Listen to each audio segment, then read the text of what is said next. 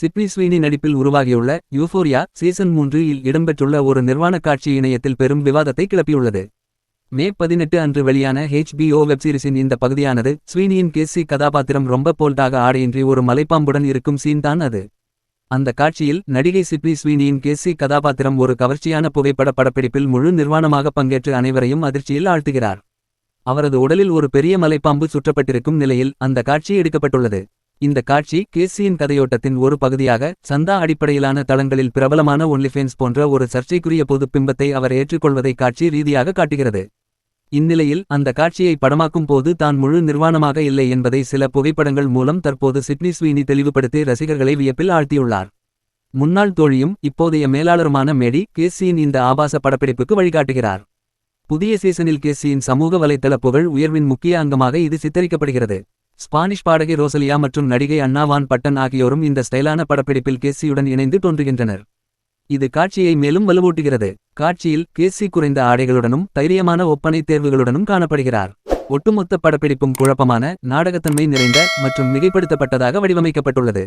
கேசி கதாபாத்திரம் யூஃபோரியா தொடரில் எல்லைகளை தாண்டுவது இது முதல் முறையல்ல. சீசன் 3 இன் முந்தைய அத்தியாயங்களில் அவரது உறவு பரிமாணங்கள் மற்றும் பொது பிம்பத்துடன் தொடர்புடைய குழந்தை கருப்பொருள் ஆடை, நாய்க்குட்டி தோற்றம் போன்ற மிகைப்படுத்தப்பட்ட சூழ்நிலைகளில் அவர் சித்தரிக்கப்பட்டார்.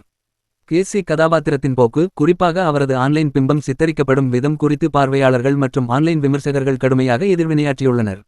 நிஜ வாழ்க்கை உள்ளடக்க உருவாக்குநர்கள் உட்பட பலரும் சந்தா அடிப்படையிலான வயது வந்தோருக்கான உள்ளடக்க உலகத்தை நிகழ்ச்சி எவ்வளவு துல்லியமாக பிரதிபலிக்கிறது என்பதை கேள்வி எழுப்பியுள்ளார்கள். யதார்த்தத்தை விட கற்பனையிலும் மிகைப்படுத்தலிலும் அதிகம் சாய்வதாக அவர்கள் தொடர்ந்து வாதிடுகின்றனர்.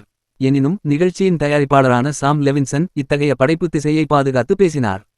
ஹாலிவுட் ரிப்போர்ட்டருக்கு அளித்த ஒரு பேட்டியில் வியதார்த்த காட்சிகளின் பின்னணியில் உள்ள அவரது படைப்பு நோக்கம் குறித்து விளக்கினார். அவர் கூறியதாவது, நாங்கள் எப்போதும் கண்டறிய விரும்பியது எங்கால் இணைக்கக்கூடிய அபத்தத்தின் மற்றொரு அடுக்கு.